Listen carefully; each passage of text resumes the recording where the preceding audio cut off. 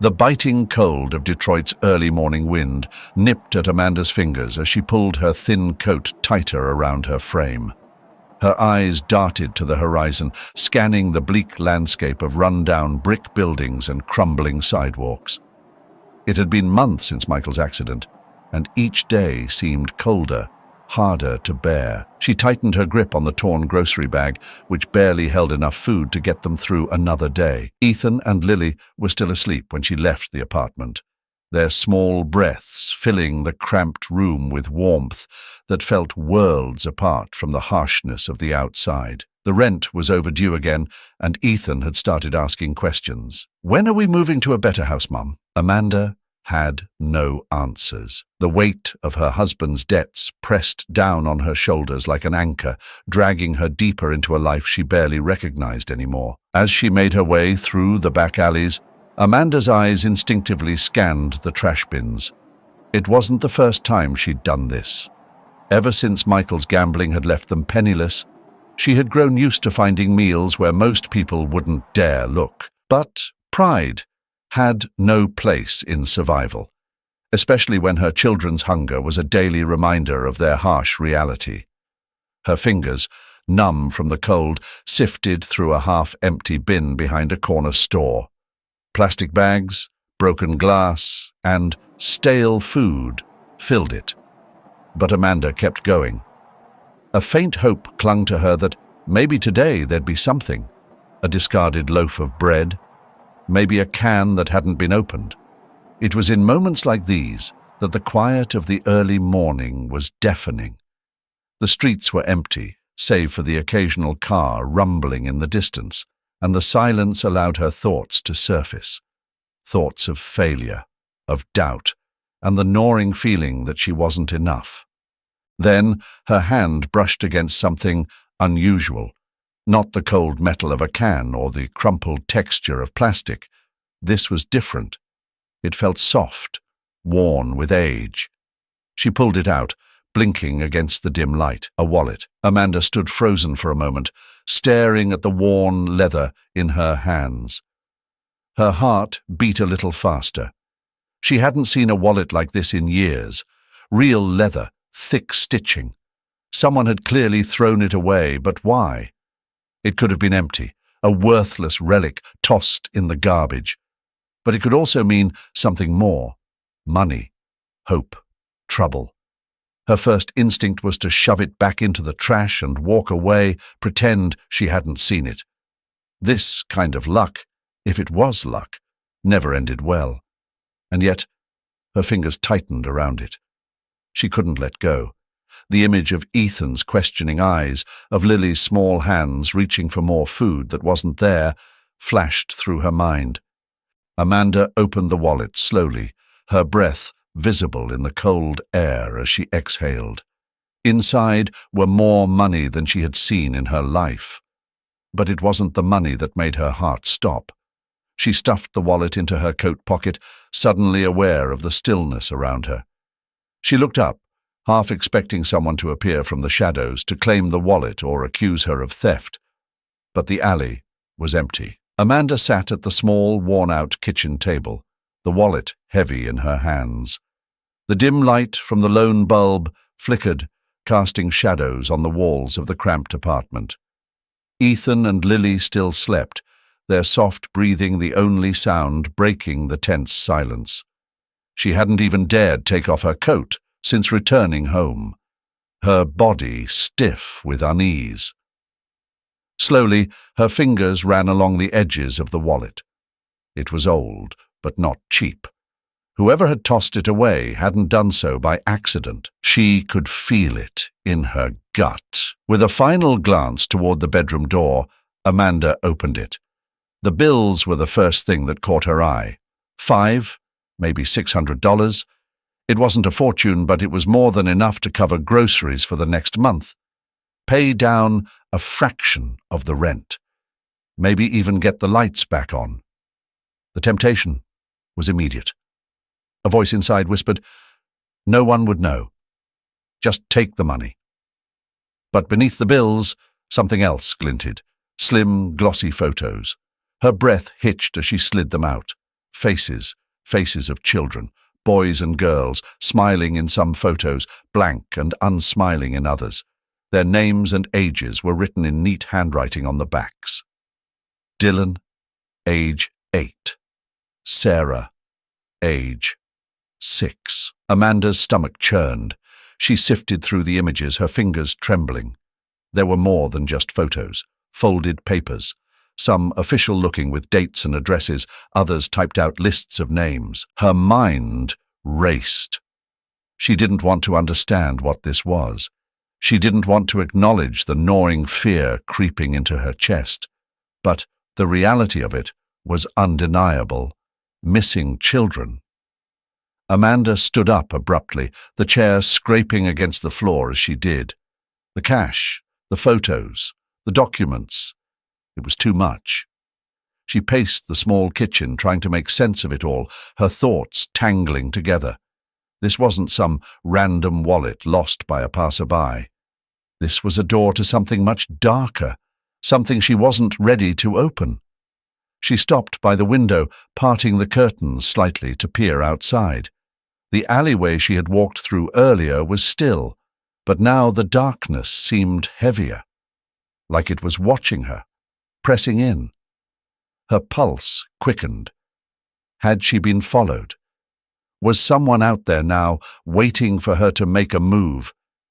She quickly pulled the curtains shut. Her heart raced as she leaned against the wall, clutching the wallet close to her chest. She had to think, had to be smart about this. The cash. God, they needed it so badly. The rent was already overdue, and the landlord had warned her he wouldn't wait any longer. Ethan had been asking why they couldn't buy new shoes or have something other than canned soup for dinner. This money could fix so much, even if just for a little while. But the photos, the names. Amanda squeezed her eyes shut, pushing back tears of frustration. There was no way she could take that money without the knowledge of what it came with. She felt like the walls were closing in, her options shrinking. She thought of Michael and the debt he'd left her with. His gambling addiction had destroyed any safety net they once had. He had lied, stolen, promised it would get better, just like this money promised now. Amanda knew better than to trust it. She opened her eyes and forced herself to look down at the wallet again. Her hands were shaking. She slid the cash back inside and closed it. The cold reality was that keeping the money wouldn't just be a lie to herself, it could be a door into something far more dangerous than poverty. A shiver ran down her spine, and suddenly she felt eyes on her. She snapped her head toward the window, heart pounding. The alley was still empty, but the feeling remained. She wasn't safe. Not with what she now held. Amanda took a deep breath. She needed to decide. Now. Either she walked away and pretended this never happened, or she faced the storm that was clearly coming. With trembling fingers, she shoved the wallet deep into her coat pocket, as though hiding it could delay the inevitable. But she knew in her gut that whatever this was, whatever danger she had stumbled into, it was already too late to turn back. Amanda sat by the window, her eyes glued to the street outside. The light was fading, casting long shadows on the empty sidewalk. Ethan was late. Again. She tapped her fingers against the chipped frame of the window, trying to shake off the creeping unease in her chest. It was probably nothing. Kids get distracted, lose track of time. But this wasn't the first time. She stood up and glanced at the clock on the wall. Already an hour passed when Ethan was supposed to be home. She grabbed her coat, pulled it over her shoulders, and stepped outside, hoping she'd see him around the corner, walking home with his backpack slung over one shoulder, his usual smile breaking across his face when he saw her. But the street was empty. Amanda's pace quickened as she moved down the block, scanning every face she passed. She reached the corner and spotted Mrs. Thompson watering her dying front yard. Amanda waved. hoping the woman had seen something. "Ethan hasn't come home from school yet," Amanda said, trying to keep her voice steady. Mrs. Thompson barely looked up from her garden hose. "I'm sure he'll turn up, dear," she said, waving her hand dismissively. "Kids these days, they're always off somewhere, aren't they?" Amanda forced a smile, her stomach knotting. She thanked Mrs. Thompson and continued down the street. But as she walked, her steps grew heavier, her breathing more shallow. Panic began to seep in, slow at first, then faster, clawing its way into her mind. She stopped at the playground, her eyes darting to the swings. Empty. The benches, empty. She called out his name, her voice shaky. "Ethan! Ethan!" The only answer was the wind rustling through the trees. Her heart raced as she checked behind the slides, beneath the monkey bars. Nothing. Her mind went back to the wallet. Those photos. The children. Her pulse quickened. She clenched her fists, fighting the urge to panic completely. "It can't be connected," she told herself. "He's probably just playing with his friends somewhere." But even as she tried to reason with herself, the fear was growing. The memory of those glossy pictures, those kids' faces, their names, wouldn't leave her. Amanda turned back toward the street, breaking into a jog now, her breath coming in sharp bursts. The neighborhood felt colder, the buildings more oppressive, as if they were closing in around her. She tried not to think the worst, but it was too late. Her mind was racing, replaying every scenario, every possibility. She rushed to the corner store where Ethan sometimes stopped on his way home, bursting through the door and startling the clerk behind the counter. "Did Ethan come by?" she asked, her voice sharp, almost pleading. "My son Ethan. He's 7, brown hair, red jacket." The clerk shook his head, frowning. "Haven't seen him today. Sorry, ma'am." Amanda's stomach dropped. She stumbled back out onto the sidewalk, her hand gripping the edge of the doorframe for support. The streetlights flickered on, casting a dim glow over the neighborhood. Each flicker seemed to bring her closer to breaking. She looked around frantically, unsure of where to go next. Her breathing grew erratic, her mind scattered. She turned down another street, praying that Ethan would appear, running toward her, telling her it was all just a misunderstanding. But he didn't. She was moving faster now, almost sprinting as she knocked on doors, asking anyone and everyone if they had seen her son. Some hadn't. Some barely bothered to answer at all. The walls of fear were closing in. She felt the weight of helplessness pressing down on her, and with each unanswered knock, her hope diminished. By the time she reached the park at the edge of the neighborhood, the dread had settled deep into her bones. Ethan wasn't here. He wasn't anywhere. She stood in the middle of the empty park, her breath shaky, her body trembling. And then, as if in slow motion, the thought hit her. The wallet. The pictures, the missing children. She didn't want to believe it, but the connection was undeniable. Her legs felt weak as she leaned against a bench, her mind spiraling. Is this why Ethan was taken? The thought alone made her sick. Amanda paced outside the apartment, her nerves fraying with every step. The cold Detroit air bit at her skin, but the fear pulsing through her veins burned hotter. Ethan had been missing for hours, and every minute felt like an eternity. She glanced down the street for the 100th time, hoping against hope that he'd suddenly appear, smiling, acting as if nothing had happened. Instead, she spotted someone else, a man, moving towards her from the end of the block. Tall, broad-shouldered, and covered in a worn leather jacket that seemed too tight for his build. Her heart sank when she noticed the tattoo on his neck. She recognized him instantly. Frank. Her pulse quickened. Frank had been one of Michael's old contacts, a regular at the grimy bars and underground poker games where Michael had spent so much of their money. He'd never been friendly. His eyes always had a coldness, as if he took pleasure in seeing others squirm under the weight of their debts. And now, with his slow, deliberate approach, Amanda knew something was wrong. He stopped a few feet away, lighting a cigarette, the small flicker of the lighter casting a shadow across his face. "Heard about your boy," he said, his voice low, gravelly. The words were casual, but his smile, thin and crooked, made her stomach churn. Amanda froze. She felt the breath leave her lungs. "What do you mean?" "Do you know where he is?" Her voice was barely steady. Frank took a long drag on the cigarette, eyes narrowing as he exhaled. "Depends. Might have heard some things, might know some people who could help. But you know how this goes." He flicked ash onto the ground.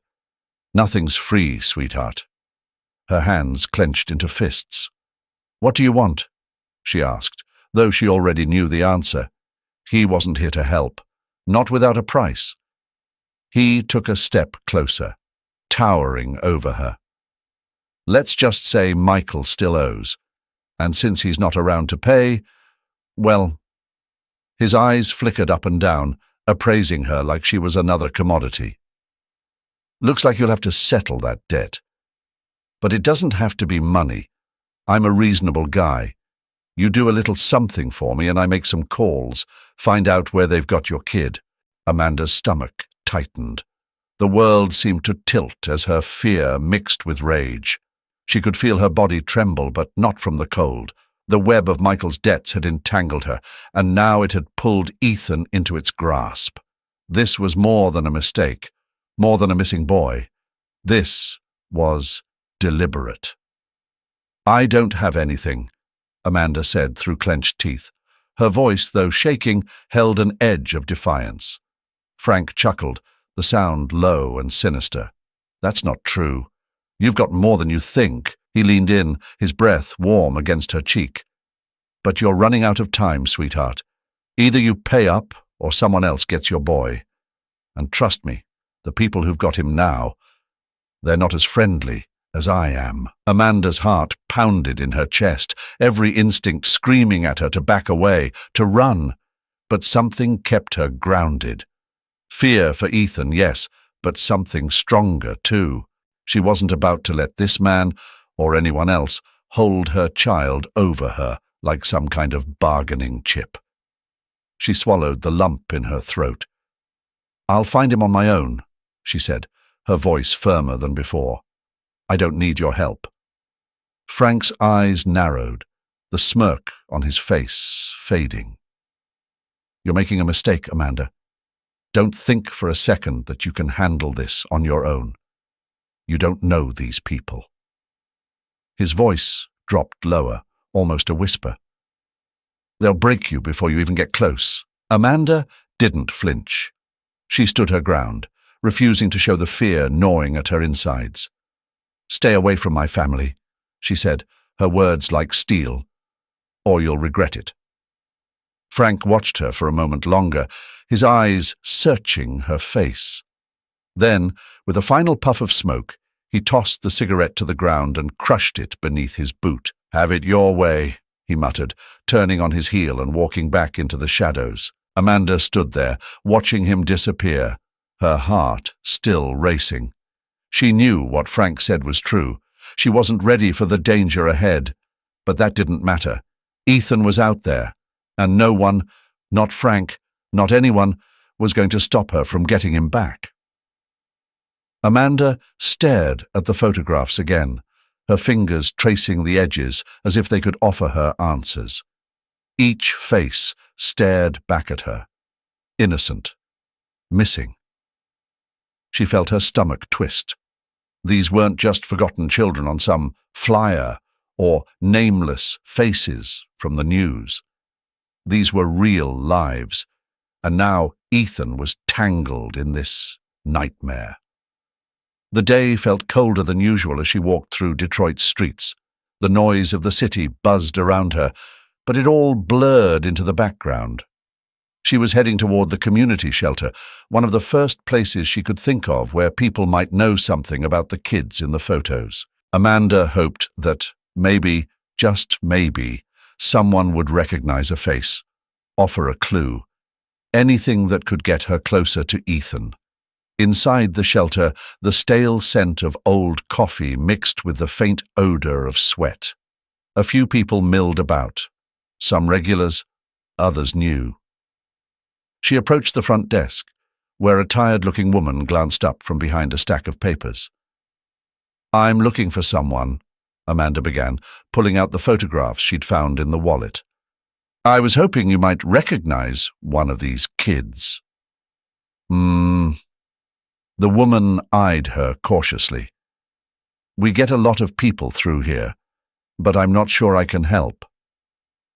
She hesitated before taking the photos, flipping through them with a faint frown. These kids looked like they'd been missing a while. Amanda swallowed.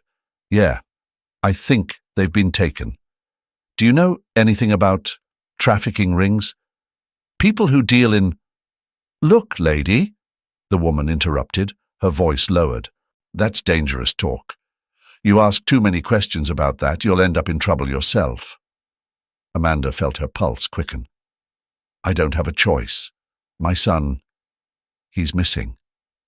The woman's eyes softened slightly, but she shook her head. "If I were you, I'd be careful. There are people around here who don't take kindly to strangers poking into their business." Amanda nodded, taking back the photographs. She could feel the unease creeping up her spine, but she couldn't stop. Not now. She spent the next few days visiting different spots around the city, markets, rundown schools, other shelters. Every question seemed to hit a dead end. Faces turned away, conversations cut short. Each time, the tension in her chest grew, a knot tightening with every refusal to help. One evening, as she left a small convenience store, she felt it. Eyes on her. The streetlights flickered dimly as she started walking toward her apartment, her pace steady, but her senses sharp. A car rumbled slowly behind her, its headlights dull against the growing dark. She glanced over her shoulder, pretending it was nothing, but the car kept pace. Her heart pounded in her ears as she turned down an alley, hoping to lose them. But the car stopped just as she quickened her step. The silence that followed was suffocating. Amanda ducked behind a dumpster, her breath catching in her throat. She pulled out her phone, her fingers shaking as she dialed. "I know you've been looking into something dangerous." The voice on the other end was low, calm, menacing. Amanda's blood ran cold. "Who is this?" "You don't need to know my name," the voice said, "but you need to stop, now, or you'll never see your son again." The line went dead. Amanda stood frozen, her phone still pressed to her ear.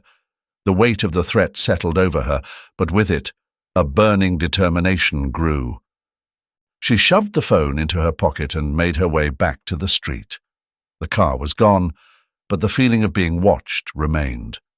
The next day, Amanda found herself at the police station. The front desk officer gave her a disinterested glance, but when she asked for Detective Brian Carter, his demeanor changed. Carter was one of the few who still had a reputation for being clean. He met her in a small room, his eyes tired but sharp. "You said you had something important," he said, sitting across from her. Amanda slid the photos across the table. "My son is missing. I think he's been taken by the same people who took these children." Carter frowned as he studied the pictures. "You understand what you're getting yourself into, right? These people, they don't play around. You could get hurt." "I don't care," Amanda said, her voice steady. "I need to find my son."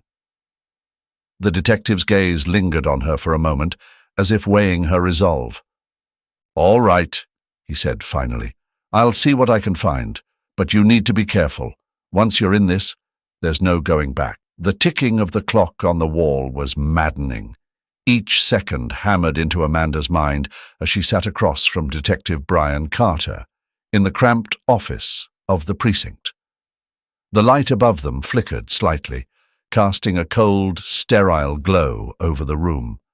Her fingers fidgeted with the hem of her worn jacket, the silence between them suffocating. Brian leaned forward, his voice low but steady. "Amanda, we've confirmed it. Ethan's disappearance is connected to a child trafficking ring operating across Detroit and beyond." Amanda's stomach tightened. She didn't flinch, but she could feel her chest constrict as though the air had been sucked out of the room. She had prepared herself for this. At least she thought she had. But hearing it out loud was something else entirely. The fear was no longer abstract. It was real. It had Ethan. "I wish I had better news," Brian continued. His eyes softened for just a moment. "But the reality is, these people, they're professionals. This isn't just about ransom or some random kidnapping. They take children, Amanda. They disappear." The words echoed in her mind. They disappear. Ethan wasn't just missing. He was lost in a world she didn't understand, and she didn't know if she could ever pull him back from it. She stared at Brian, her mouth dry. "What? What do we do now?" Her voice cracked despite her effort to hold it steady. "We'll keep looking," Brian said, his tone measured, but Amanda could hear the weight behind it. "My team is doing everything they can, but we need to be realistic. This won't be easy, and it won't be quick." Amanda bit her lip, the metallic taste of fear thick on her tongue.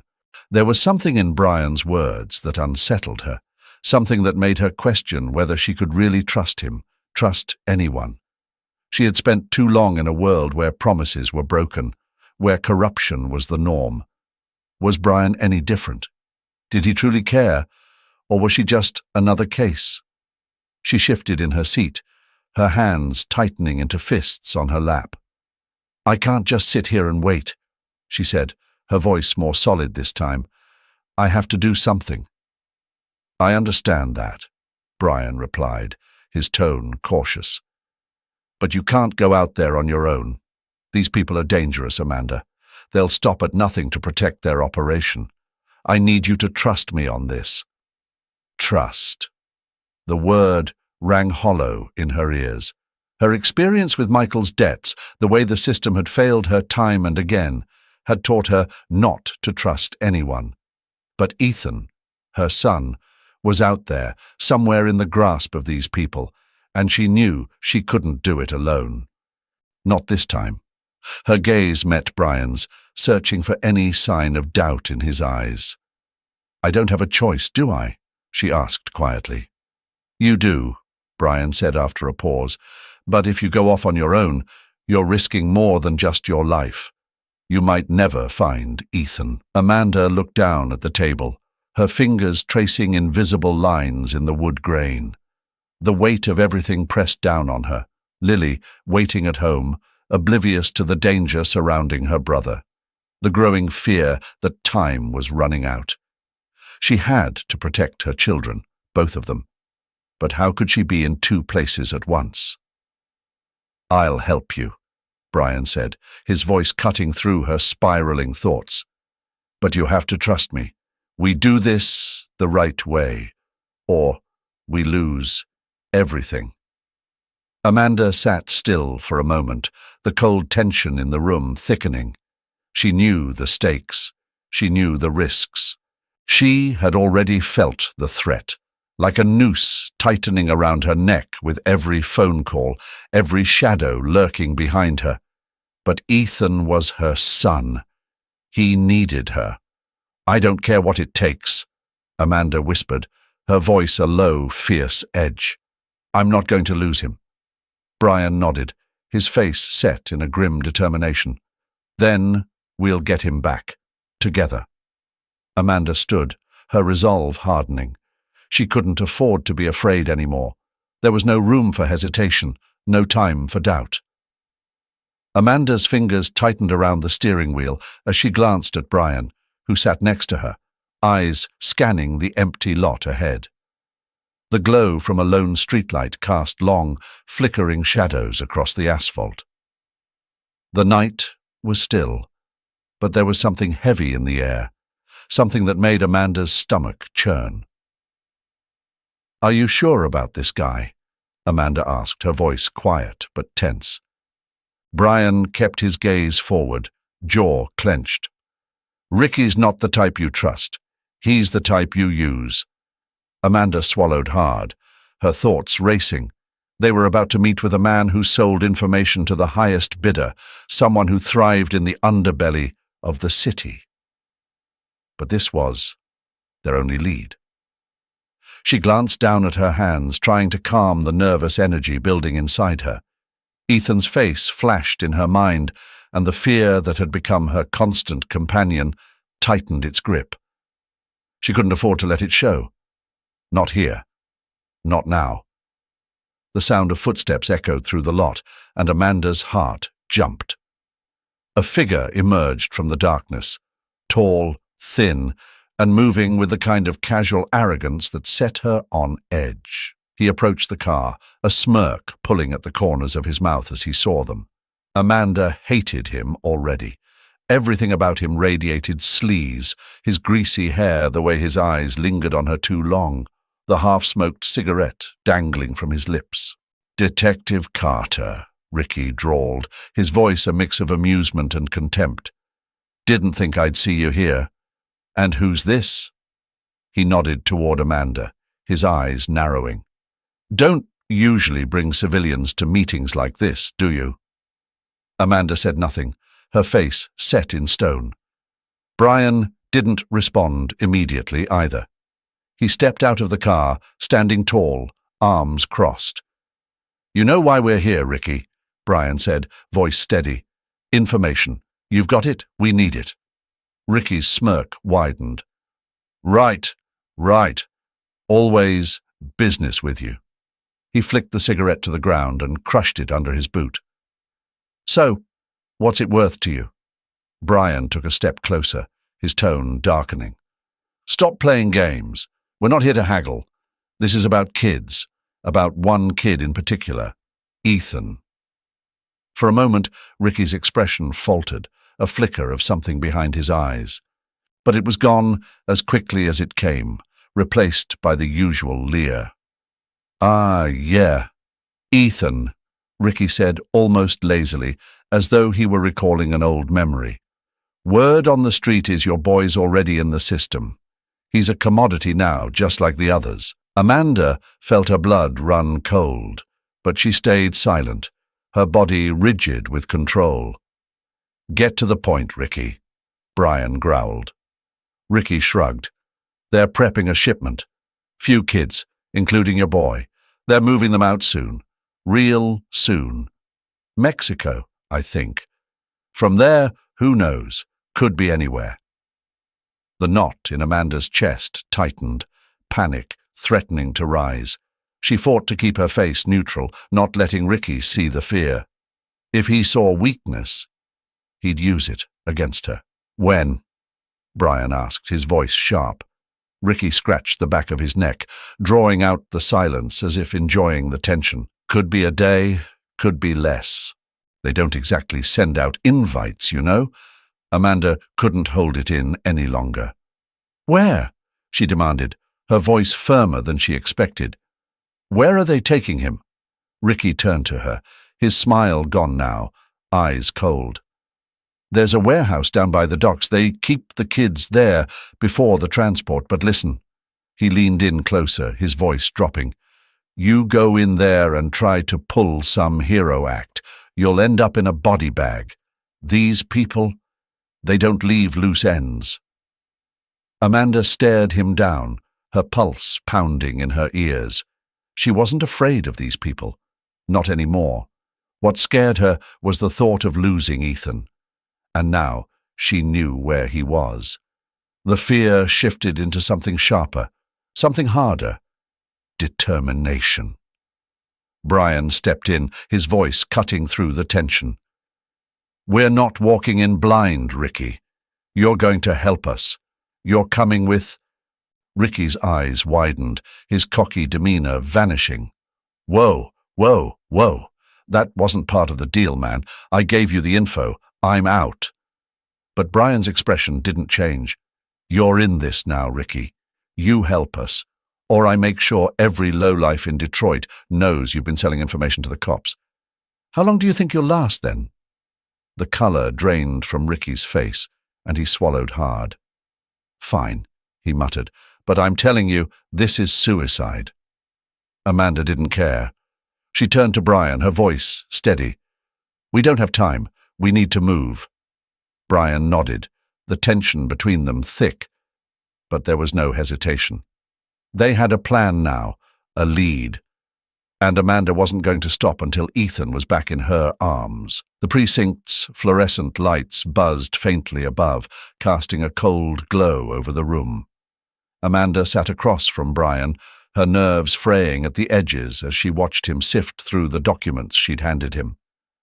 Her mind raced, replaying every detail of Ricky's warning. The clock was ticking, less than 48 hours before they smuggled the children, including Ethan, out of Detroit. Brian looked up, his eyes sharper than usual. "We've got it," he said, voice low. "They're keeping the kids in an old warehouse by the river. It's well hidden, abandoned mostly, but they've fortified it for this operation. We don't have a lot of time." The relief that washed over Amanda was brief, swallowed almost immediately by a deep, gnawing fear. The idea of Ethan locked in some warehouse surrounded by traffickers made her stomach twist. She leaned forward, her hands clutching the edge of the table. "When do we move?" Brian hesitated, glancing down at the files. "We're putting a team together now. SWAT's prepping for the raid, but this is delicate, Amanda. One wrong move, and they could disappear for good. We have to be methodical." Amanda's heart thudded in her chest. Methodical. She understood the need for precision, but every second spent planning felt like a second lost. Her jaw tightened. "I need to be there," she said, her voice steady but firm. Brian shook his head. "It's too dangerous. This isn't—" "I don't care." She cut him off, her voice gaining an edge. "You don't get it. He's my son. I'm not waiting on the sidelines while you plan this out. I'm going with you." The tension in the room thickened. Brian studied her face for a long moment, then sighed, leaning back in his chair. "Amanda, I know what this means to you, but if you're there, it complicates things. You're not trained for this. It's not just about your safety. It's about making sure we save those kids." Amanda's grip on the table tightened until her knuckles turned white. She wanted to scream at him, tell him she didn't care about strategy or protocol, but deep down, she knew he was right. Every part of her wanted to charge in and rip Ethan from their hands, but she had to be smart. She had to trust that Brian and his team knew what they were doing. Slowly, she released the edge of the table, her fingers trembling. "Fine," she said through gritted teeth, "but I need to know everything. Every move you make." Brian nodded, the tension in his shoulders easing slightly. "I promise. You'll be in the loop. We'll get him back." Amanda exhaled, the weight of the moment pressing down on her. Her hand moved to her coat pocket, where the wallet still rested, a dark reminder of how this all began. She pulled it out and placed it on the table in front of Brian. "Here, everything I found. I should have given this to you sooner." Brian's eyes flicked down to the wallet, then back to her. He took it, his expression unreadable, but there was a flicker of understanding in his gaze. "We'll make this right," he said quietly. The night was unnervingly quiet. Amanda crouched low behind the black van, her breath clouding the cool air. Brian and his team were already moving ahead, their black tactical gear blending into the darkness. The old warehouse loomed before them, its broken windows and crumbling walls an ominous silhouette against the night sky. She had promised to stay outside, to let the professionals handle this, but Amanda couldn't shake the gnawing fear in her chest. Every fiber of her being screamed to run inside and find Ethan herself, but she knew she had to trust Brian and his team. Still, the weight was unbearable. "Hold your position," Brian had whispered earlier, his gaze intense. "We'll get him." Now, as she watched them move toward the building, her heart pounded. They had less than 2 hours before the traffickers planned to smuggle the children out. The team moved with deliberate precision, slipping through a side door, silent as shadows. Amanda's hands trembled. She squeezed them into fists, her fingernails digging into her palms.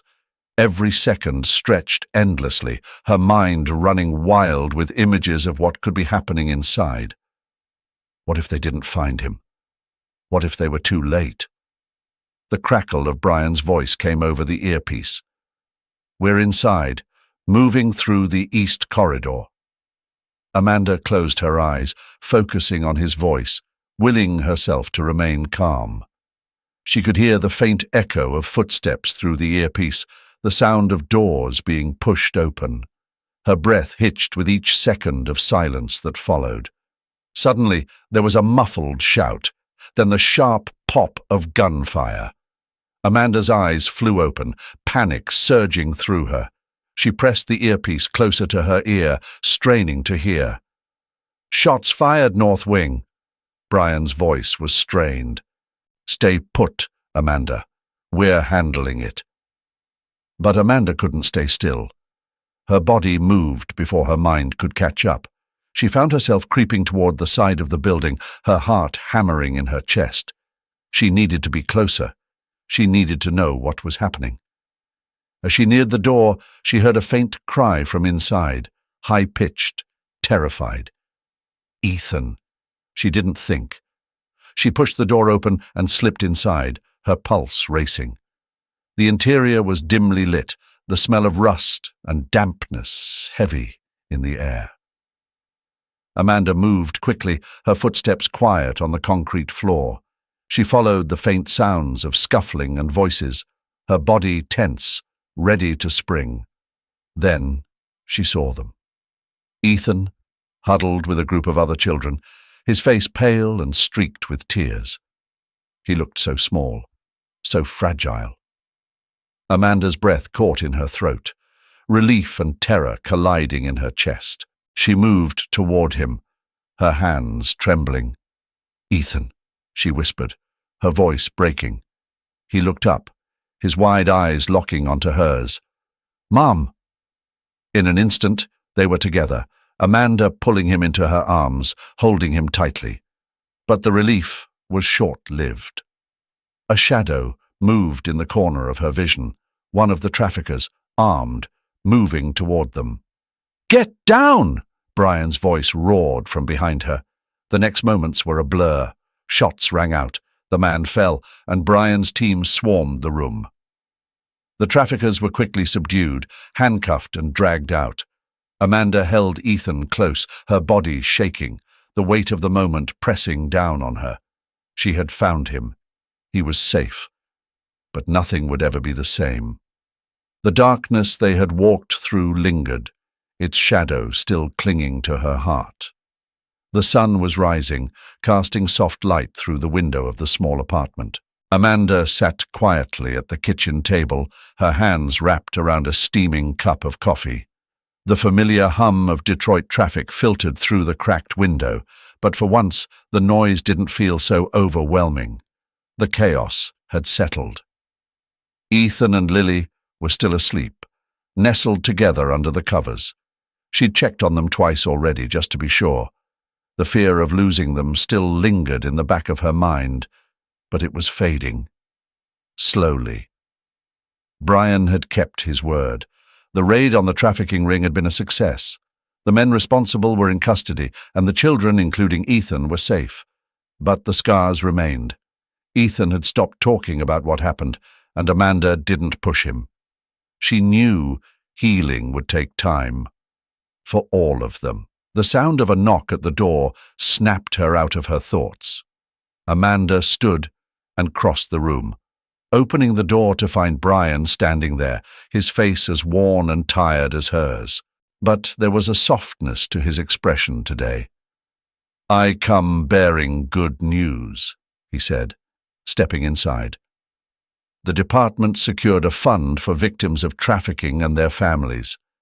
They've approved a grant for you, enough to help cover expenses while you get back on your feet."